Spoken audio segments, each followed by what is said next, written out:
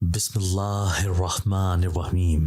وہ سارے سپارے اور قرآن مجید الماری میں رکھنے کے بعد رحلیں اٹھا رہی تھی جب اچانک اسے اپنے پیچھے کھٹکا محسوس ہوا۔ اس نے تیزی سے پیچھے مڑ کر دیکھا تو اسے کوئی بھی نظر نہیں آیا۔ کچھ الجھ کر وہ دوبارہ رحلیں اٹھا کر اندر کمرے میں رکھنے کے لیے جانے لگی تھی۔ وہ روز یہاں اس مدرسے میں سب سے پہلے آتی تھی اور سب سے آخر میں جاتی تھی، کیونکہ اسے مدرسے میں زیادہ سے زیادہ وقت گزار کر قرآن پاک پڑھنا اور اس کی تلاوت و تفسیر کرنا بے حد پسند تھا۔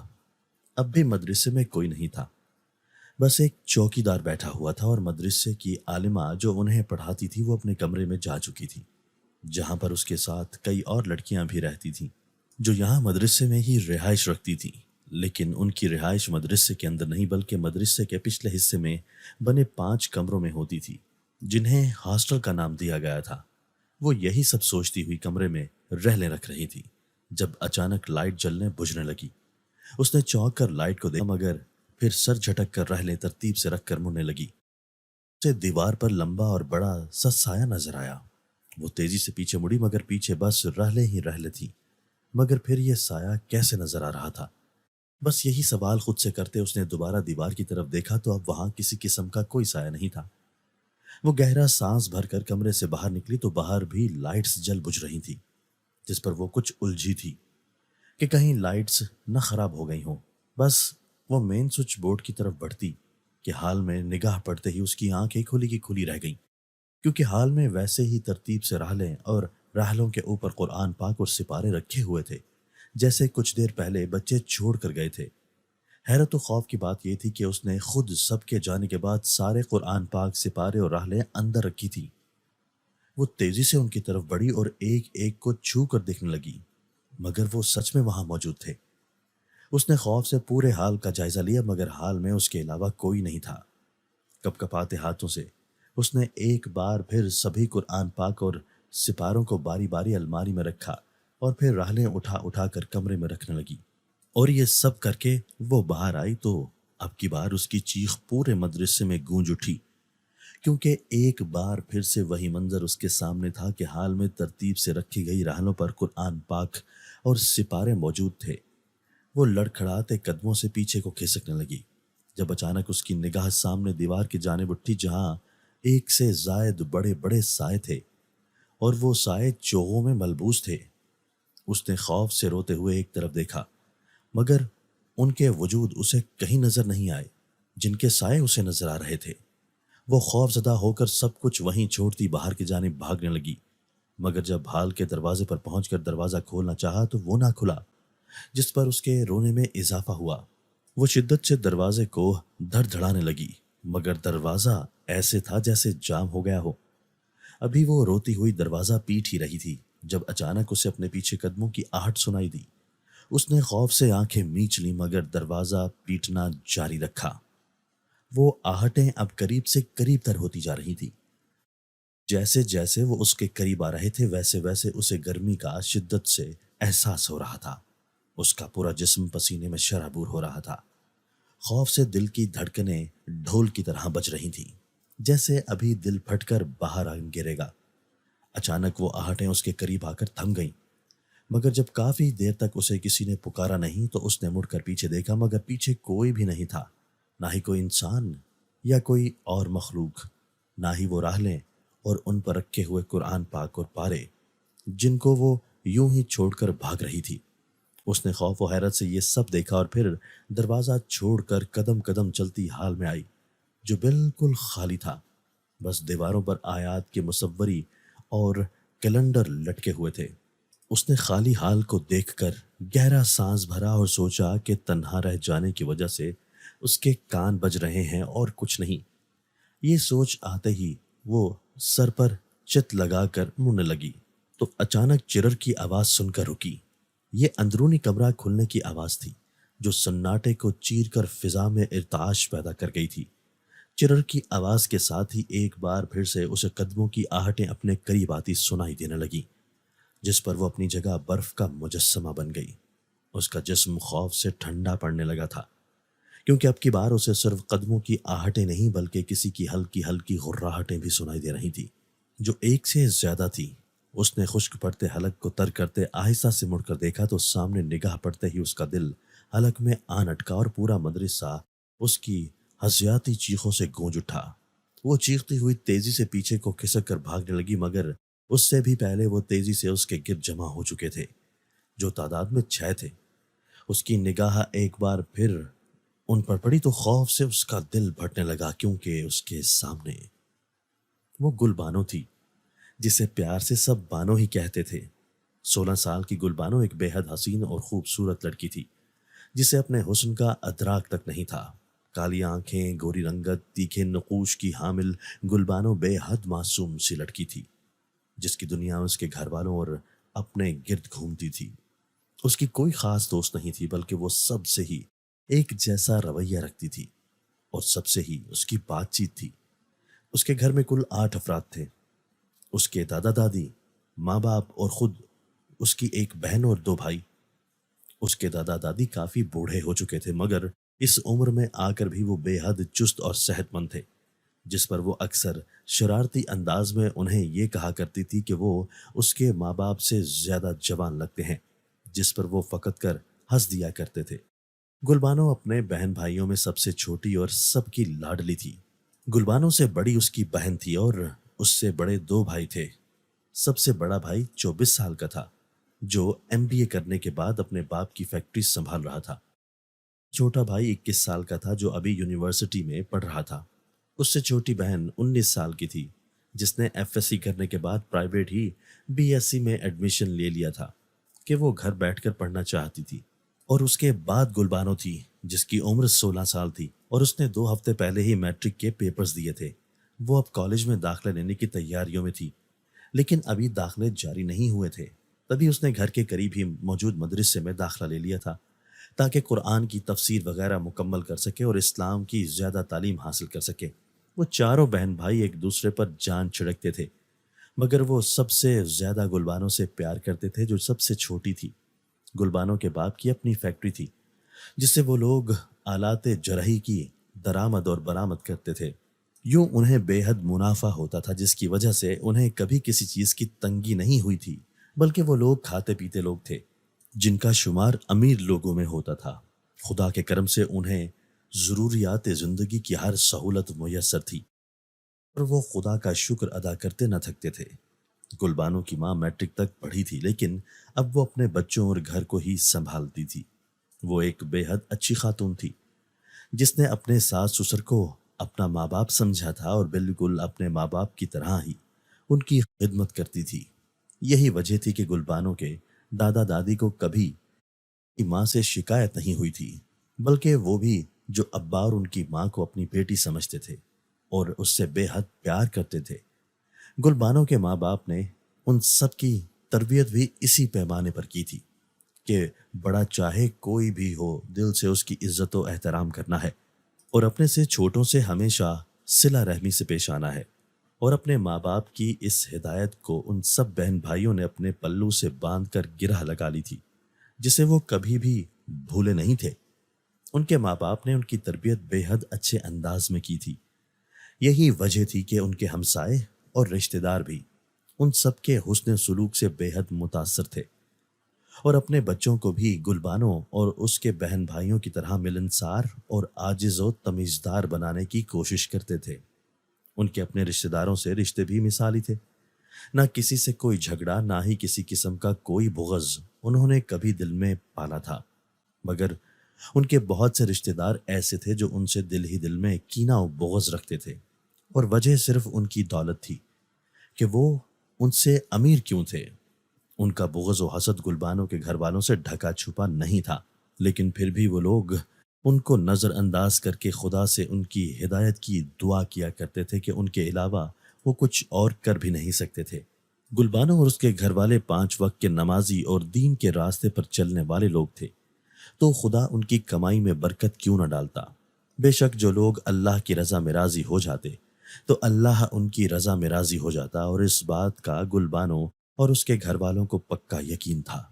زندگی یوں ہی سہل اور پرسکون سی گزر رہی تھی، جب ایک آزمائش نے گلبانو کا راستہ دیکھ لیا، اور آزمائش میں بھی خدا اپنے بندوں کو ہی ڈالتا ہے۔ گلبانو میٹرک کے امتحان دینے کے بعد فارغ تھی اور اس نے قریبی مدرسے میں داخلہ لے لیا تھا تاکہ وہ قرآن پاک کو تفسیر سے مکمل کر سکے۔ اس کے اس فیصلے کو سب نے ہی سراہا تھا کہ یہ ایک اچھا فیصلہ تھا۔ گلبانو کو وہاں جاتے 1 ہفتہ ہو چکا تھا اور اس دوران اسے وہاں کا ماحول اور قرآن کی تعلیم اتنی اچھی لگی تھی کہ اس نے دنیاوی تعلیم چھوڑ کر دینی تعلیم حاصل کرنے کا فیصلہ کر لیا تھا اور سوچ لیا تھا کہ اب وہ کالج میں ایڈمیشن نہیں لے گی۔ اس نے مدرسے میں ہی دینی کورس خاصا میں داخلہ لے لیا تھا کیونکہ اس کا میٹرک ہو چکا تھا۔ اس کے گھر والوں نے اس کے اس فیصلے سے انحراف نہیں کیا تھا، بلکہ سب ہی خوش تھے کہ وہ دینی تعلیم حاصل کرنے کا سوچ رہی ہے۔ سب نے اس کا حوصلہ بڑھایا تھا کہ وہ یہ کر لے گی۔ تبھی وہ بے حد خوش تھی اور اتنی خوش تھی کہ سب سے پہلے مدرسے میں آتی اور سب سے آخر میں گھر واپس جاتی۔ آ کر صفحے بچھانا، راحلیں رکھنا، قرآن پاک اور سپارے سب کو دینے کی ذمہ داری اس نے اپنے سر پر لے لی تھی، اور اس بات پر ان کے معلمہ کو کوئی اعتراض بھی نہیں تھا، بلکہ وہ اس کا جوش و جذبہ اور لگن دیکھ کر بے حد خوش تھیں، جو نہ صرف خود بلکہ بے حد پیاری تھی، بلکہ اس کی سیرت بھی بے حد پیاری تھی۔ یہ مدرسہ کسی اور کی ملکیت تھا، لیکن یہاں کی تمام ذمہ داری اور دیکھ بھال ان کی معلمہ ہی کرتی تھیں، جن کو مالک مدرسہ نے یہاں پر تعینات کیا تھا۔ یہاں کل 20 طلباء تھے، جن کو اکیلی وہ معلمہ ہی پڑھاتی تھی۔ کچھ بچیاں سپارے، کچھ قرآن کی تفسیر اور کچھ کورس کر رہی تھی۔ گلبانو کے ساتھ کورس میں صرف 2 اور لڑکیاں تھیں۔ روز کی طرح آج بھی اس نے آ کر صفحے اور دریاں بچھائیں اور پھر معلمہ کے آتے ہی اپنی پڑھائی میں مصروف ہو گئی، جو کہ مدرسے کے پیچھے بنے رہائشی کمروں میں سے ایک کمرے میں رہتی تھی۔ سارا دن وہ اپنی پڑھائی میں مصروف رہی اور پھر نمازوں کے وقت میں نمازیں ادا کی۔ گھر سے لایا دوپہر کا کھانا کھایا اور پھر سے پڑھائی میں مصروف ہو گئی۔ شام 5 بجے اسے اور باقی سب کو چھٹی ہو گئی تھی، اور پھر باقی سب لوگ تو گھروں کو واپس جانے لگے تھے، مگر وہ قرآن پاک، سپارے اور راحلیں ان کی جگہوں پر رکھنے لگی تھی۔ بڑے سے مدرسے میں اس وقت وہ اکیلی تھی۔ معلمہ اور باقی رہائشہ بچیاں اپنے کمروں میں جا چکی تھی، جو کہ مدرسے کے پچھلے حصے میں بنے ہوئے تھے۔ تب اسے کمرے میں کوئی سایہ نظر آیا تھا، مگر کسی کو نہ پا کر گلبانو نے اسے اپنا وہم قرار دے دیا تھا۔ گلبانو سب کچھ اندر رکھ کر واپس حال میں آئی تو خوف نے اس کے رگ و پے کا گھیرا کیا تھا، کیونکہ قرآن پاک، سپارے اور راحلیں پھر سے حال میں موجود تھیں۔ اپنا وہم جان کر اس نے پھر سے انہیں ان کی جگہوں پر رکھا اور پھر حال میں آئی، مگر پھر سے وہ سب حال میں موجود تھے، جس پر وہ تھر تھر کانپنے لگی تھی۔ خوف سے اس کا برا حال تھا۔ اوپر سے جلتی بجھتی لائٹس نے اس کی رہی سہی ہمت بھی چھین لی تھی۔ وہ ان سب کو وہیں حال میں چھوڑ کر دروازے کی طرف بھاگی تھی تاکہ جلد از جلد یہاں سے گھر جا سکے، مگر لاکھ کوشش کے بعد بھی دروازہ نہیں کھلا تھا، اور تبھی اسے اپنے قریب آئی آہٹیں سنائی دی تھی، جو اسے مزید خوفزدہ کر گئی تھی۔ لیکن اسے سکون تب ہوا جب اسے اپنے پیچھے کوئی نظر نہ آیا۔ وہ ایک بار پھر اس سب کو اپنا وہم قرار دے کر حال میں آئی اور ہمت کرتی ہر چیز کا باریک بینی سے جائزہ لینے لگی، لیکن تبھی چیرر کی آواز نے اسے خوف سے چیخنے پر مجبور کر دیا تھا، جو اندرونی کمرے کے دروازے سے ابھر رہی تھی، اور قدموں کی آہٹیں اس کے قریب تر ہوتی جا رہی تھی، اور پھر حقیقت اس کے سامنے آئی تھی کہ وہ سب اس کا وہم نہیں تھا بلکہ حقیقت تھی۔ وہ حزیاتی انداز میں چیختی جا رہی تھی اور بھاگنے کی کوشش کی، مگر وہ سب اس کے قریب آ کر اس کے گرد گھیرا بنا کر کھڑے ہو گئے تھے، اور ان پر نگاہ پڑتے ہی وہ ایک بار پھر خوف سے چیخنے لگی، کیونکہ وہ سب جنات تھے، بھیانک، لمبے اور خوفناک جنات، جو تعداد میں 6 تھے، اور سب اپنی سرخ و سفید آنکھیں اس پر جمائے اسے ہراساں کر رہے تھے۔ گلبانو چیختی ہوئی نیچے بیٹھ گئی اور تیزی سے آیت الکرسی کا ورد کرنے لگی تھی، مگر وہ جنات وہیں جمے کھڑے اسے چیختے دیکھ رہے تھے۔ اچانک وہ سب اونچی آواز میں کہکے لگانے لگے، اور ان کی بھاری بھرکم کہکوں کی گونج پورے مدرسے میں گونجتی اس کے کانوں سے ٹکرا رہی تھی۔ اس نے اپنے کانوں پر ہاتھ رکھ کر ان خوفناک کہکوں سے جان چھڑانی چاہی، مگر ان کی آواز بلند سے بلند تر ہوتی جا رہی تھی کہ گلبانو کو اپنے کانوں میں درد ہوتا محسوس ہوا، اور پھر اچانک اس کے ہاتھ تر ہو گئے۔ اس نے اپنے ہاتھ اپنے سامنے کر کے دیکھا تو خوف و تکلیف سے وہ ایک بار پھر چیخ اٹھی، کیونکہ اس کے ہاتھ اس کے کانوں سے نکلنے والے خون سے رنگے ہوئے تھے۔ اس نے خوف سے نظریں اٹھا کر سامنے دیکھا تو ایک بار پھر چیخ اٹھی، کیونکہ وہ حال میں اکیلی تھی، وہاں کوئی جنات نہیں تھے، ایک بھی نہیں۔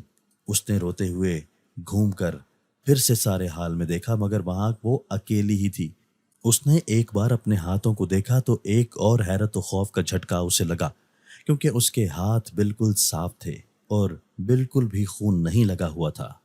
اس نے اپنے کانوں پر ہاتھ لگایا تو وہ بھی بالکل صاف تھے۔ اس نے روتے ہوئے ادھر ادھر دیکھا اور پھر تیزی سے ہاتھ سے نکلتی دروازے کی جانب بڑھی۔ اس بار دروازہ آسانی سے کھل گیا تھا۔ وہ روتی ہوئی مدرسے سے نکل کر اپنے گھر آ گئی تھی۔ اس کے گھر والے اسے روتا دیکھ کر حیران و پریشان ہو گئے اور اس سے رونے کی وجہ پوچھنے لگے، مگر اس سے پہلے کہ وہ کوئی جواب دیتی وہ خوف سے بے ہوش ہو چکی تھی۔ اس کے گھر والے پریشان ہو کر اسے اندر کمرے میں لے گئے اور ہوش دلانے کی کوشش کی، مگر کافی دیر تک وہ ہوش میں نہ آئی تو اس کا بڑا بھائی اور باپ اسے ہسپتال لے گئے۔ گھر بھر کی لاڈلی یوں اچانک بے ہوش ہو گئی تھی تو سب کی جان پر بن آئی تھی۔ ہسپتال لے جا کر چیک اپ کروایا گیا تو پتہ چلا کہ وہ خوف اور سٹریس کی وجہ سے بے ہوش ہوئی ہے۔ ڈاکٹر نے اسے کچھ دوائیاں لکھ دیں تو وہ گلبانو کو اور دوائیوں کو لیتے گھر آ گئے۔ 1 گھنٹے بعد گلبانو کو ہوش آیا تھا، مگر صرف تھوڑی دیر کے لیے۔ اس کے بعد وہ نیم بے ہوش ہو گئی تھی اور منہ ہی منہ میں کچھ بڑبڑاتی رہی تھی۔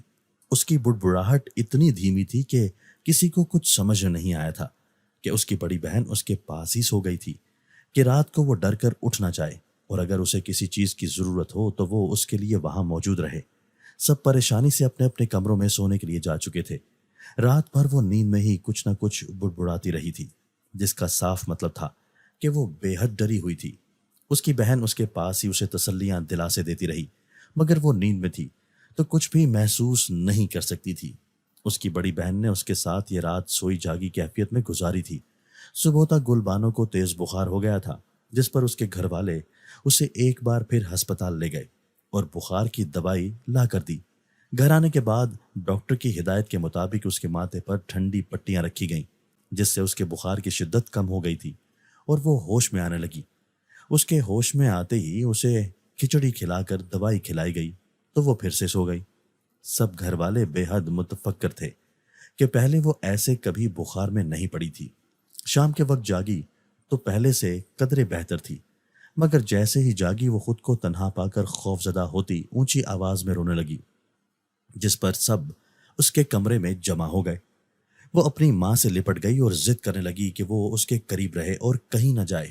بار بار اس کے ذہن میں جنات گھوم رہے تھے اور اسے لگ رہا تھا کہ وہ ابھی کہیں سے نکل کر اس کے سامنے آ جائیں گے اور پھر سے اسے ڈرائیں گے اور تکلیف پہنچائیں گے۔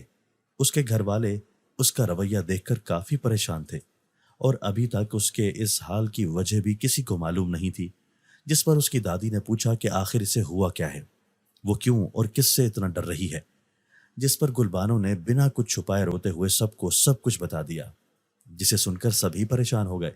مگر ایک شکریہ بھی تھا کہ ان جنات نے گلبانو کو کسی قسم کا نقصان نہیں پہنچایا تھا، بلکہ وہ صحیح سلامت ان کے پاس تھی۔ ساری بات سن کر اس کے دادا نے فیصلہ کیا کہ اب سے وہ اس مدرسے میں نہیں جائے گی، بلکہ کسی اور مدرسے میں اس کا داخلہ کروا دیا جائے گا تاکہ وہ جنات کے ڈر سے باہر نکلے۔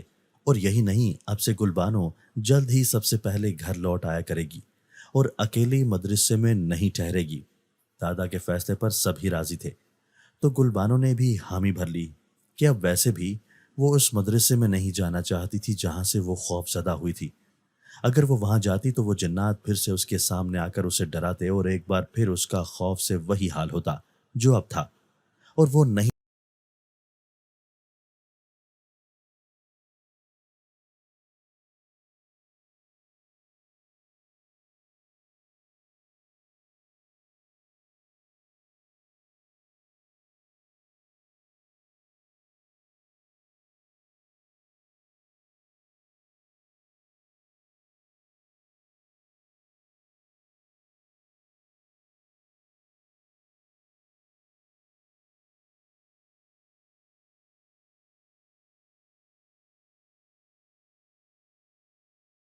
گھر سے آدھے گھنٹے کے فاصلے پر تھا، مگر اس کے باپ نے کہا تھا کہ وہ خود اسے چھوڑ کر آیا کرے گا اور خود ہی لینے جایا کرے گا، جس پر وہ مطمئن ہو گئی تھی۔ سارا دن گھر والوں کے ساتھ گزارنے کے بعد رات کا کھانا کھانے اور عشاء کی نماز ادا کرنے کے بعد اس نے اپنے کمرے کا رخ کیا تھا تاکہ سو سکے۔ وہ مطمئن ہو کر بیڈ پر لیٹی 2 دن کے واقعات سوچتی اور پھر سر جھٹکتی جلدی سے گہری نیند میں اتر گئی تھی۔ رات کو نہ جانے کون سا وقت تھا جب اچانک کمرے کی فضا بدلنے لگی۔ کمرے میں حبس اور گرمی سی بڑھنے لگی، جس سے اس کا جسم تپنے لگا اور وہ نیند میں بے چین ہونے لگی۔ کمرے میں ٹھنڈی ہوا کی جگہ گرم ہوا کے جھونکے لہرانے لگے تھے۔ اچانک چرچراہٹ کی آواز کے ساتھ کمرے کا دروازہ کھلا تو اس کی نیند میں خلل پیدا ہوا، مگر وہ پھر سے کسمسا کر سو گئی۔ ابھی اس نے کروٹ بدلی ہی تھی جب ایک جھٹکے سے اس پر سے چادر اتری اور نیچے جا گری، مگر وہ ابھی بھی نہیں جاگی۔ اچانک کمرے کی لائٹ بند ہو گئی اور اس کے ساتھ گلبانوں کے پیروں کی تلیوں پر کسی کا لمس سرسرانے لگا اور اسے گدگدی سی ہونے لگی۔ وہ بے ساختہ مسکرائی اور اپنا پیر کھینچنا چاہا، مگر تبھی کسی کی مضبوط گرفت میں اس کا پیر آیا اور وہ زور سے اس کا پیر گدگدانے لگا۔ وہ نیند میں ہی زور زور سے ہنسنے لگی، مگر تبھی وہ لاشعور سے شعور کی دنیا میں لوٹی اور یہ سوال اس کے دماغ میں گونجا کہ وہ کمرے میں اکیلی تھی، پھر اس کے پیر میں گدگدی کون کر رہا ہے؟ اس نے چادر خود پر اوڑھنی چاہی مگر چادر غائب تھی۔ اچانک کھڑکی کا ایک پٹ ٹھا کی آواز سے واپس بند ہوا تو اس نے ایک جھٹکے سے آنکھیں کھولی، مگر آنکھیں کھلتے ہی اسے ہر طرف اندھیرا نظر آیا تھا۔ کمرے میں اتنا اندھیرا تھا کہ ہاتھ کو ہاتھ بھی سجھائی نہیں دے رہا تھا۔ اس نے چونک کر اٹھ کر لائٹ جلانی چاہی تو اٹھ نہیں پائی، کیونکہ اس کے پاؤں کسی کی گرفت میں قید تھے جسے وہ تب سے اب محسوس کر پائی تھی۔ اس نے اندھیرے میں دیکھنے کی کوشش کرتے ہوئے خوف سے اپنے پاؤں آزاد کروانے چاہے، مگر گرفت اور مضبوط ہو گئی۔ بلکہ یہی نہیں، کسی نے اسے پاؤں سے پکڑ کر کھینچا تو وہ گھسٹتی ہوئی بیڈ سے نیچے جا گری۔ اسے پہلا خیال جنات کا ہی آیا تھا اور اس کا خیال آتے ہی وہ چلا اٹھی تھی۔ پورے کمرے میں اس کی چیخ گونج اٹھی۔ تبھی اس کے بال کسی کی گرفت میں آئے اور اس نے زور سے گلبانوں کو جھٹکا دیا اور وہ چکراتی ہوئی دیوار سے جا ٹکرائی۔ اس کا سر دیوار سے لگا تھا۔ تکلیف کی ایک لہر اس کے پورے جسم میں دوڑی تو وہ ایک بار پھر چلا اٹھی اور تکلیف سے کراہتی ہوئی نیچے بیٹھتی چلی گئی۔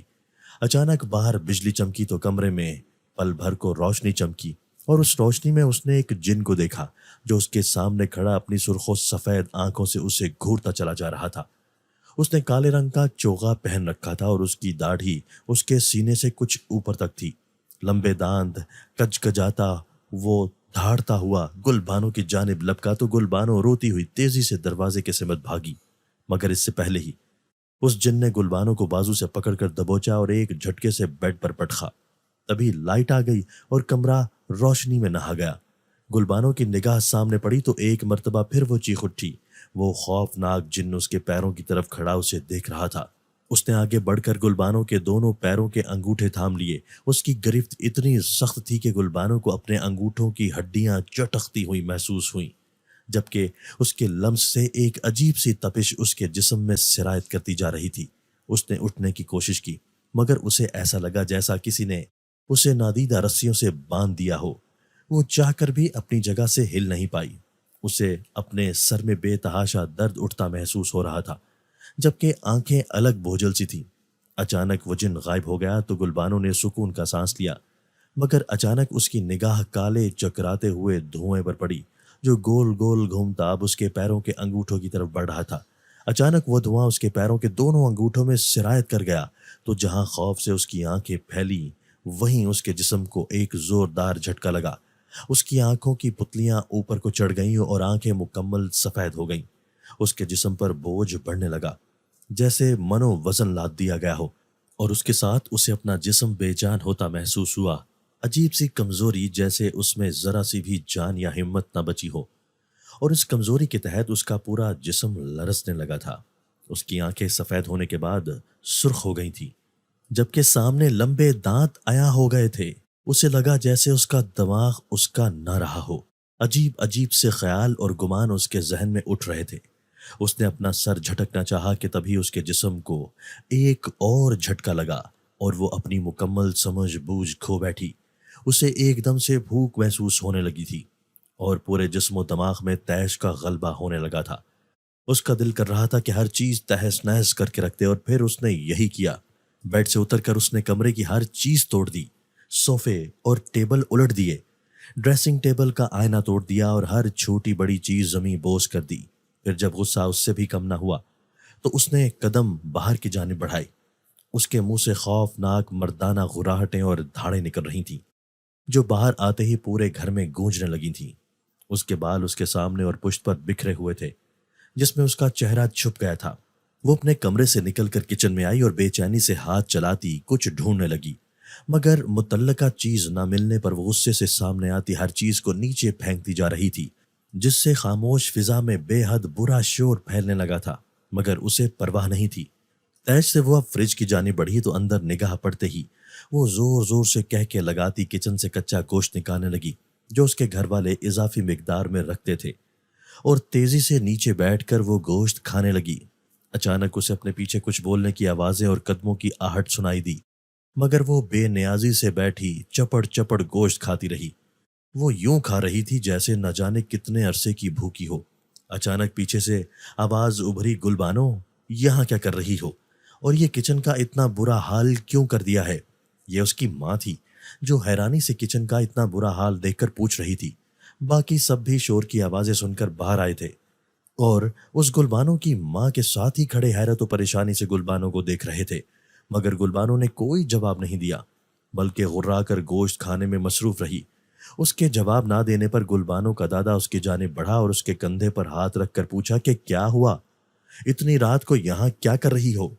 گلبانو نے دادا کے سوال پر دھاڑتے ہوئے ایک جھٹکے سے اپنا رخ دادا کی جانب کیا، مگر اس کی سفید آنکھیں اور لمبے سفید دانتوں پر نگاہ پڑتے ہی اس کے دادا کی بلند چیخ نکل گئی جس پر سبھی پریشان ہوئے، مگر اس سے پہلے کہ اس کے دادا پیچھے ہٹتے اچانک گلبانو نے اپنے دادا کا بازو پکڑ کر ایک جھٹکا دیا تو وہ اچھلتے ہوئے پیچھے کچن کے دروازے سے ٹکرا کر نیچے جا گرے۔ سب حیران و خوف سے چیختے دادا کی جانب لپکے اور انہیں اٹھانے لگے۔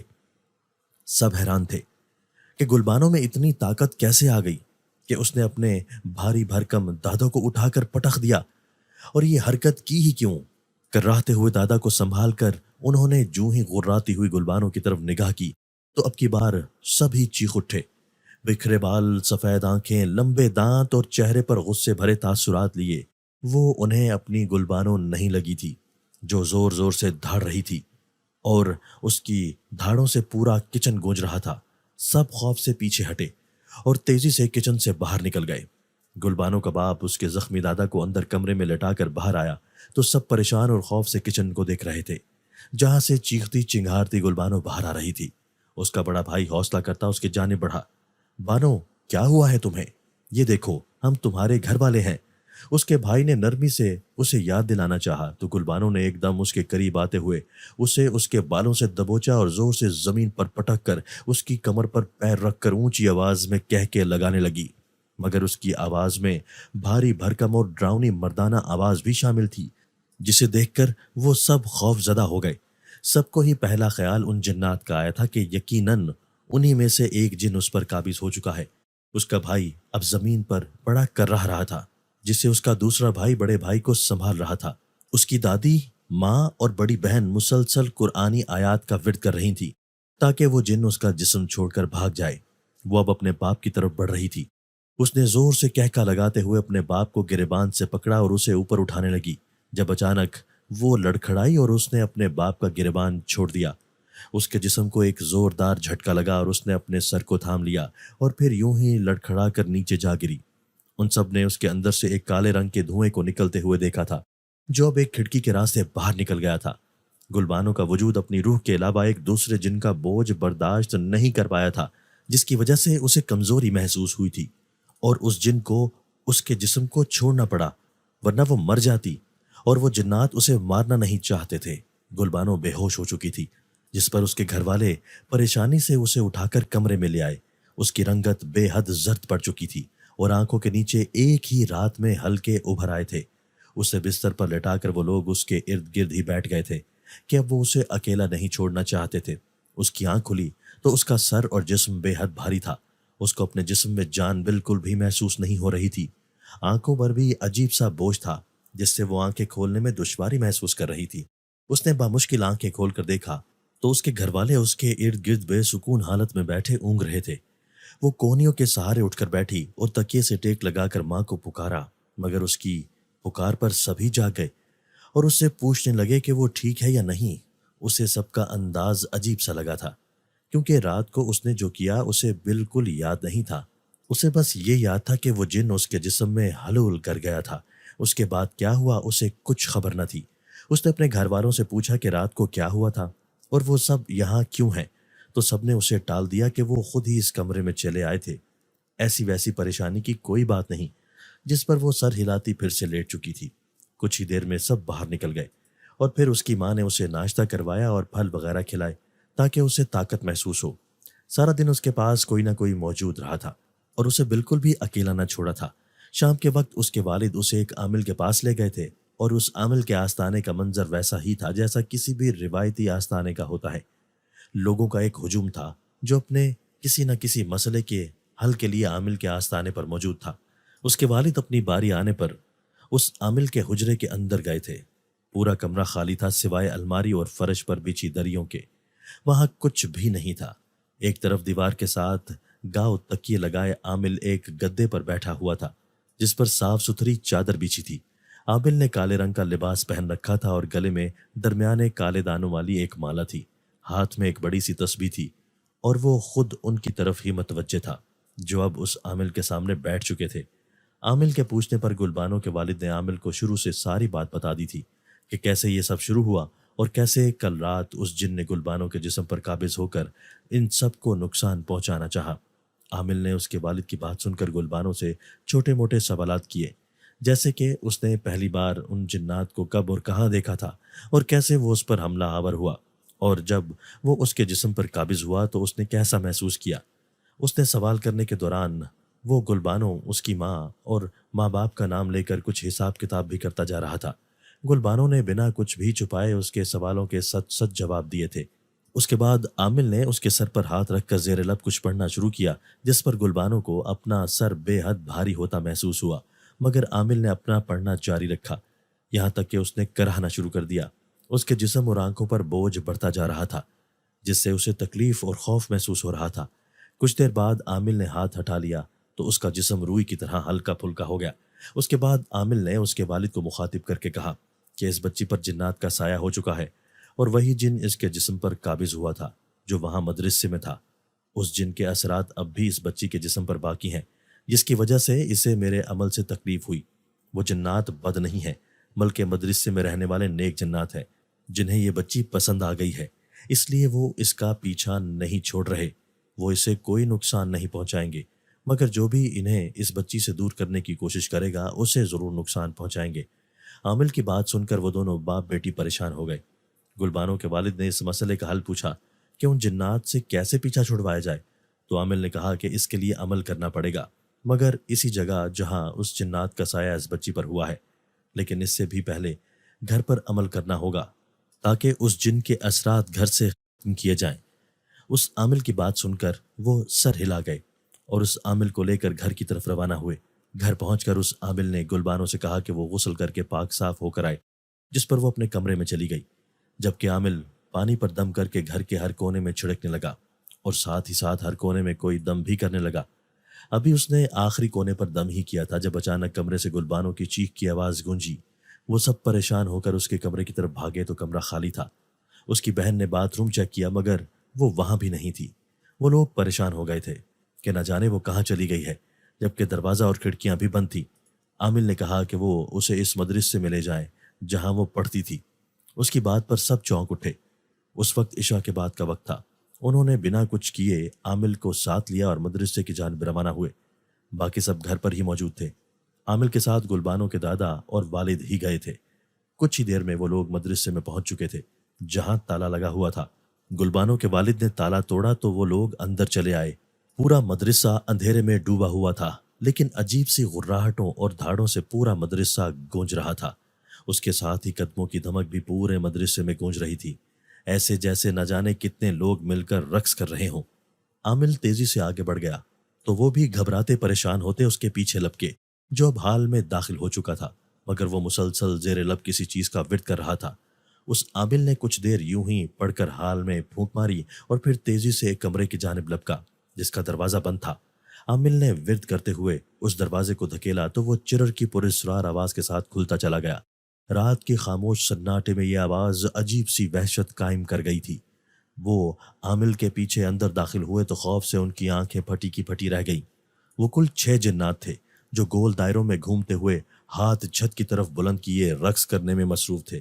ان سب کے حلیے ایک جیسے تھے، مگر وہ سب کے سب الگ الگ خوفناک نقوش رکھنے والے دراز قد جنات تھے۔ لیکن ان کی گھبراہٹ و خوف کی وجہ ان کی اپنی بیٹی گلبانو تھی، جو ان جنات کے گول دائرے کے وسط میں کھڑی ایڑیوں کے بل رقص کر رہی تھی۔ اس کے ہاتھ بھی چھت کی طرف بلند تھے، گردن ایک طرف ڈھلکی ہوئی تھی، جبکہ آنکھیں یوں بند تھی جیسے وہ بے انتہا سرور میں ہو۔ وہ ذرا بھی گھبرائی ہوئی نہیں لگ رہی تھی، یا شاید اس پر جنات کا سحر قائم تھا، جو وہ وہی کچھ کر رہی تھی جو وہ جنات چاہتے تھے۔ اچانک عامل نے اس کی طرف کچھ پڑھ کر پھونکا تو وہ سبھی جنات رقص کرنا بند ہو گئے اور آنکھیں کھول کر عامل کو غصے سے دیکھنے لگے، مگر گلبانو اب بھی گول گول جھوم رہی تھی۔ ان میں سے ایک جن آگے آیا اور بغضب ناک آواز میں بولا کہ تیری ہمت کیسے ہوئی ہمارے کام میں دخل ڈالنے کی؟ اب تجھے زندہ بھسم کر دیں گے ہم۔ اتنا کہہ کر وہ چٹکی بجانے لگا جب اچانک عامل نے غصے سے اسے للکار کر کہا کہ تم جنات لوگوں نے ایک کم سن اور بے بس آدم زادی کو اپنے سحر میں قید کر لیا ہے اور جان بوجھ کر اس کے جسم پر قابض ہو گئے ہو۔ تمہاری ہمت کیسے ہوئی اس پر قابض ہونے کی؟ ابھی کے ابھی اسے آزاد کرو اور یہ جگہ چھوڑ کر چلے جاؤ یہاں سے، تم جیسے جنات کی کوئی جگہ نہیں۔ عامل کی بات سن کر وہ سب کہہ کے لگانے لگے، جبکہ گلبانو کے باپ دادا کی پریشان کن نظریں گول گول تیزی سے گھومتی گلبانو پر جمی تھی۔ دوسرے جن نے کہا کہ یہ لڑکی ہمیں پسند ہے کیونکہ یہ بے حد نیک اور اچھی لڑکی ہے، اور اب ہم اسے کبھی نہیں چھوڑیں گے، نہ ہی اس جگہ کو چھوڑیں گے۔ اتنا کہہ کر عامل کو نظر انداز کر کے وہ ایک بار پھر رقص میں مشغول ہو گئے۔ تو عامل دھاڑا کہ تم لوگ ایسے نہیں مانو گے، اب میرا غصہ دیکھو۔ اتنا کہہ کر عامل نے اپنے پاس موجود بوتل میں موجود پانی کو چولہوں میں بھرا اور اس پر کوئی ورد کر کے ان جنات کی طرف چھڑکا۔ اس پانی کے چھینٹے جس جس جن پر پڑے وہ تڑپ اٹھا اور زور سے دھاڑا، مگر عامل رکا نہیں، بلکہ ان کے گرد گھومتا تیزی سے مزید پانی پر دم کرتے ان پر چھڑکنے لگا، جس سے وہ تکلیف سے تڑپنے لگے اور نیچے گرنے لگے، مگر عامل رکا نہیں۔ ان جنات کی دھاڑوں سے پورا کمرہ گونج اٹھا تھا، مگر ان سے بے نیاز گلبانو اب بھی رقص کر رہی تھی۔ ان جنات کی دھاڑوں کی وجہ سے گلبانو کے باپ اور دادا نے اپنے کانوں میں انگلیاں ٹھونس لیں۔ وہ جنات تکلیف میں چیخ رہے تھے، مگر اب عامل نے زیر لب کوئی ورد کر کے ان پر پھونکنا شروع کر دیا، جس سے سب نے اپنے کانوں پر ہاتھ رکھ لیے، مگر عامل رکا نہیں۔ اچانک ایک جن بولا کہ ہم اسے چھوڑ دیں گے، تم ہمیں بخش دو، مگر عامل نے اس کی بات نظر انداز کر کے غصے سے کہا، نہیں، تم لوگ پھر سے اس پر قابض ہو جاؤ گے، جس پر وہ جنات چیختے ہوئے نفی میں سر ہلانے لگے۔ اچانک عامل نے اپنے تھیلے سے کالے رنگ کا پتلا سا محلول نکالا، جسے دیکھ کر سبھی جنات چیخ اٹھے۔ نہ جانے وہ کیسا محلول تھا جس کو دیکھ کر جنات خوف زدہ ہو گئے تھے۔ عامل نے وہ محلول ان سبھی جنات پر باری باری چھڑک دیا تو اچانک کمرے میں عجیب سی ناگوار بدبو پھیل گئی۔ ان جنات کے جسموں کو تیز جھٹکے لگنے لگے اور پھر اچانک ان کے جسم دھوئیں میں تبدیل ہونے لگے۔ وہ سب کے سب جنات ایک ایک کر کے دھوئیں میں تبدیل ہوتے گئے اور کھڑکی کے راستے باہر نکل گئے۔ ان کے یہاں سے نکلتے ہی اچانک گلبانو زمین پر گری اور بے ہوش ہو گئی۔ اس کے باپ اور دادا اس کی طرف لپکے۔ اس عامل نے اس کے سر پر ہاتھ رکھ کر دم کیا تو وہ مندی مندی آنکھیں کھولنے لگی۔ اس کی آنکھیں کھولتے ہی عامل نے ایک تعویذ اسے پہنا دیا اور کہا کہ اب یہ جنات کے سحر سے نکل گئی ہے، لیکن یہ تعویذ ہر وقت پہنے رکھے تاکہ کبھی کوئی جن اس کے قریب نہ آ سکے۔ وہ جنات یہاں سے جا چکے ہیں اور اب کبھی واپس نہیں آئیں گے، نہ ہی کبھی کسی کو تنگ کریں گے، بلکہ جلد ہی اپنی دنیا میں لوٹ جائیں گے۔ عامل کی بات سن کر گلبانو کے دادا اور والد نے عامل کا شکریہ ادا کیا اور پھر وہ عامل کو اس کے آستانے پر چھوڑ کر گلبانو کو لے کر گھر واپس آ گئے۔ گلبانو کو جو کوئی کمزوری تھی وہ کچھ دنوں تک جاتی رہی تھی اور وہ معمول کی زندگی کی طرف لوٹنے لگی تھی۔ اس کو صحت یاب ہوتے دیکھ کر سب بے حد خوش تھے اور مطمئن تھے۔ ایک ہفتے بعد اس نے اسی مدرسے میں جانا شروع کر دیا تھا اور پڑھائی شروع کر دی تھی جہاں سے جنات اس پر قابض ہوئے تھے، کیونکہ اب وہ جنات وہاں سے جا چکے تھے۔ اس نے عامل کا تعویذ کبھی گلے سے نہیں اتارا تھا، کیونکہ وہ اس واقعے سے بے حد خوف زدہ ہو گئی تھی اور نہیں چاہتی تھی کہ آئندہ کبھی اسے کسی جن کا سامنا کرنا پڑے، کیونکہ یہ سب بے حد خوفناک تھا۔ وہ سب بھولنے کی کوشش میں ایک بار پھر اپنی خوشگوار زندگی میں مگن ہو چکی تھی۔ دوستو، اگر آپ کو آج کی ہماری یہ ویڈیو پسند آئی ہے تو اسے لائک کیجئے اور اسے اپنے پیاروں کے ساتھ شیئر ضرور کیجیے گا۔ اور ہاں، اگر آپ نے ابھی تک ہمارا چینل سبسکرائب نہیں کیا تو ہمارا چینل سبسکرائب کر دیجئے اور بیل آئیکن بھی پریس کر دیجئے تاکہ ہماری ہر نئی آنے والی ویڈیو آپ کو بر وقت مل سکے۔ اللہ حافظ۔